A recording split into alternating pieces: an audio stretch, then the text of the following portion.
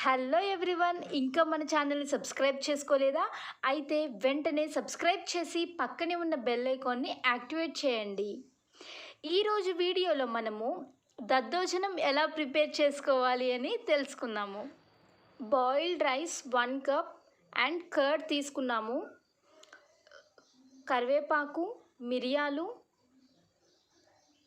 Coriander, పచ్చిశనగపప్పు, ఆవాలు, ఇంకా జీడిపప్పు తీసుకోవాలి. కొంచెం ఇంగువ, ఇంకా రుచికి సరిపడినంతగా సాల్ట్ తీసుకున్నాము. కొంచెం ఇంగువ, ఇంకా టేస్ట్కి తగినంతగా సాల్ట్ తీసుకున్నాము. ఇప్పుడు వీడియోలో చూపించిన విధంగా ప్రాసెస్ ఉంటుంది.